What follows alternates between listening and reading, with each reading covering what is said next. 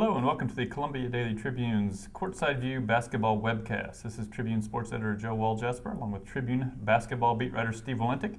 Steve, Missouri ends December and begins January, losing a couple competitive but close games to Illinois and Oklahoma State on neutral courts, and then coming from behind to beat Lipscomb at home.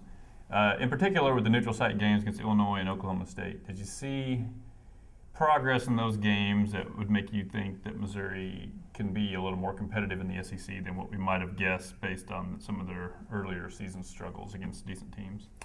Well, the word progress is kind of a low bar for the way that this season started. But so, yeah, I mean, I think we definitely saw progress. They'd played high major teams before in Arizona, Purdue, Oklahoma, and Xavier, lost those games by an average of, I think, 19 points. So to be in the game till the end in both those games against Illinois and Oklahoma State definitely is progress. I'm not sure how good either one of those teams is. I think Oklahoma State's probably got a little bit better ceiling than Illinois, but also plays in a tougher league. I'm not sure either of them will be in the NCAA tournament at the end of the year. But, Missouri has certainly, I think, shown some growth. I think the biggest thing that you've seen, not just in those games, but really since the start of December when they got back from Maui, has been the play of Jonathan Williams. I mean, he's really become the go-to player that they needed. I'm not saying he doesn't still have a lot of room for personal growth too, but he's averaged I think 17 points or 16 or 17 points the last 7 games, and he's had at least 15 points and 8 rebounds in that stretch, and obviously had I think a career high 22 against Oklahoma State to get them to overtime. So those are all things that are positive that Missouri can build on, but obviously they still have a lot of work to do. The one thing I would say is that even though, like you, I'm not so sure that Illinois or Oklahoma State's an NCAA tournament team, if you look at the teams that are going to be playing the SEC, there's a lot of teams that are of that quality or worse. Mm-hmm. I mean, the vast majority of them are. Probably from about 4 on down would be of that caliber or worse. So if they can hang with those guys, granted it was on neutral court, or in the case of the Kansas City game, a little not terribly neutral court. I mean, it was in their favor. But so you have to go on the road for some of these games, but I think at least, you should be in the game with a lot of these teams. So that's good. I think the other thing that emerged since last we did a webcast was I think Kim Anderson has probably become more devoted to playing a smaller lineup, which does not as often include Ryan Rosberg or Keanu Post, although Keanu Post did kind of come in to save the day Saturday against Lipscomb. I think for a lot of reasons that's kind of the way to go. Those guys, I think Jakeem Gant, D'Angelo Allen, when they're paired with Jonathan Williams, gives them the most active front court they can have. Plus, they're young, and that I think they're kind of the future of the team. Yeah, no question. You create some mismatches that way by having smaller guys on the floor. I think when your big guys aren't being productive, might as well try to make the other team uncomfortable trying to match up. And I think that those two guys definitely do that, Allen and Gant.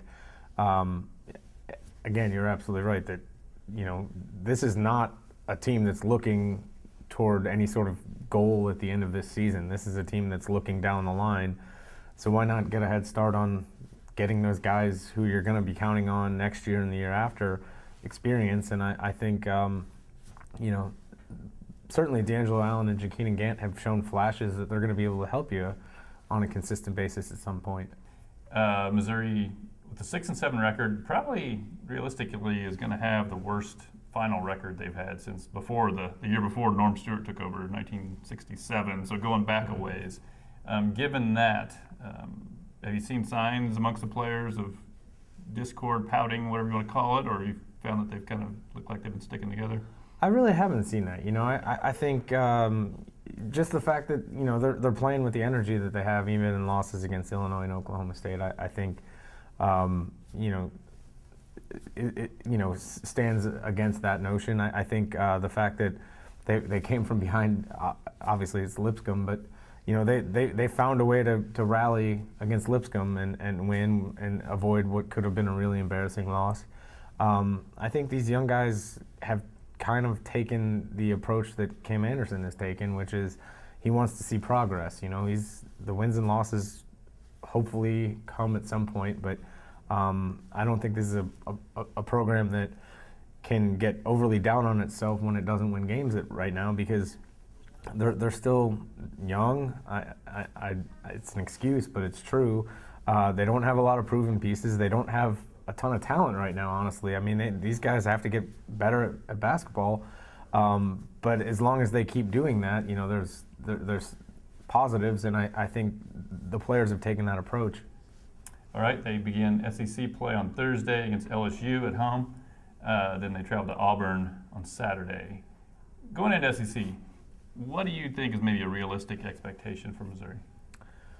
Well, I mean, I think you're looking for progress, and you're looking for a way to win a couple of games for sure.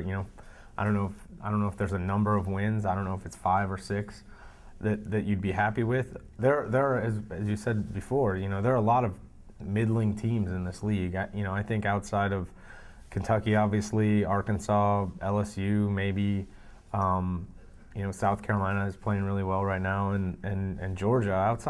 Outside of those, that top 5, I don't know that anybody looks really great.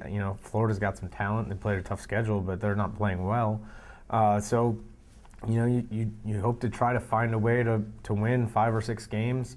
Maybe you have a good night and you beat one of those top 5 teams. And if you're Missouri, you don't want to be last. You enter league play as the only team with a losing record, so you don't want to be last. I think you'd like to get somewhere outside of the top or the bottom 4.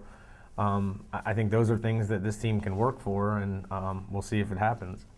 Just sort of going down the schedule, I have them pegged for about 4-14. So hopefully, from Kim Anderson's perspective at least, they do better than that. And I think a bigger thing maybe is that they're closing out the season. You could look at their games late in the season, then go back and look at December and say, well, they really are a lot better, and that's a bigger issue than what place they finish. Lastly, Missouri had a big recruiting weekend back in October where they brought in a bunch of top 50 players. It turns out now 2 of them, they brought in, Isaiah Briscoe, Antonio Blakely, Thomas Bryant. The first 2 of those have already committed elsewhere, and Thomas Bryant is undecided still, but I think probably expected to be leaning more towards Syracuse, perhaps. Yeah, seems that way. So they kind of swung and missed, it looks like, on that crew, but they did get a commitment from Terrence Phelps, a point guard, who's like a top 150 player. Just maybe big picture-wise, what sort of direction do you think they need to be taking in recruiting? What's the kind of guys maybe they should be looking for? I wrote about this before Missouri played Oklahoma in early December, and I think it's true. I think you have to, and Lon Kruger said this when I was talking to him about how he's built his program that's now a top 25 program. You have to be realistic in your expectations when it comes to recruiting. You have to be smart and target guys that are hungry and can come in and maybe outperform their rankings. That's definitely what's happened in Norman the last couple of years. I think that was what Mike Anderson did when they had more success than they were pegged for based on the recruiting rankings.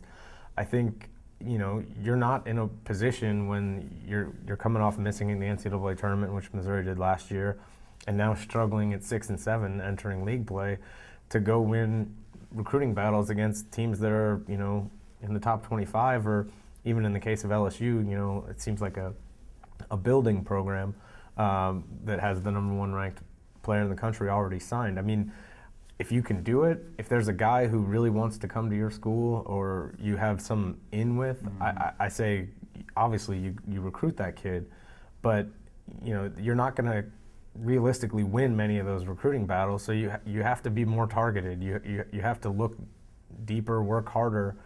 You have to have some backup plans. I look, this is my 11th season covering Missouri at the Tribune, and the best 2 players that they've had in that time, I think, were definitely Marcus Denman and Damari Carroll, and those are guys who were ranked, I think, 148 and 150, coming out of high school. And obviously Damari was a transfer when he came to Missouri, but he was, I think, ranked 148 in his class. Those guys obviously turned out to be a lot better than those rankings, but they weren't being sought after by all of the premier programs in the country. You get a guy like Denman in who comes in and turns out to be an All-American because he works his way to that point. I think that's how you have success, and you figure out which guys you have advantages recruiting too. I obviously if there are ins with elite level prospects, you go after them. But that's why recruiting your home state is important, because you do have greater connection to a lot of those kids. Well, I think the good news for Missouri is there are some extremely elite players in Missouri or in Columbia. Obviously, you missed when you just came in on right when you got here. You missed out on Jimmy Witt, but there are others right in their backyard that Missouri does have connections to. So that's an advantage for Missouri. I think other than that, if you have a connection like through Rob Fulford, through the prep school, that'll be something that fades a bit as time goes on. But for now, at least there's some connections there. Certainly with Thomas Bryant, that makes a lot of sense. And maybe Missouri can figure out a way to still lure him here. But yeah, obviously you look at Missouri should be recruiting Michael Porter Jr. because he's right here. His dad works for the university at the moment, and I think those are reasons. He's at Missouri's game, so I think he's somebody that they need to go after hard, and he obviously looks like he's going to be a really elite talent. But while you're doing that, you have to realize that there are other guys who are maybe not ranked as high, but maybe fit what you want and come in and improve in your system, and that's how you build a team. And then the other piece of the puzzle is how much do you want to rely on transfers? I think it's become a dirty word at Missouri, considering all that has happened here in the last few years. But how much of that do you want to? How much do you think Missouri should lean on transfers? I mean, I think if there are guys who fit, I think it still makes sense. I don't think you should, I don't think the core of your team should all be transfers. I think I never thought it was a problem that Frank Haith got the transfers that he did. I thought the problem was that they didn't get the freshmen that they needed, Or didn't retain the ones that did. I mean, the guys that left even didn't really show that much promise, in my opinion. But, there was nothing wrong with having Jabari Brown lead your team in scoring, and there was nothing wrong with having Alex Oriaki playing in the middle. I think if there are guys who come in and fit what you do and they aren't head cases, and you got to do the homework on that, I don't have a problem with it. I think Keith Schamberger has been good for Missouri. He's not been a huge difference maker, but you asked about, do I see signs of splintering? Well, this is a guy who's a senior and hasn't really won, and came here, I know, with the expectation that this was going to be his best chance to get to an NCAA tournament.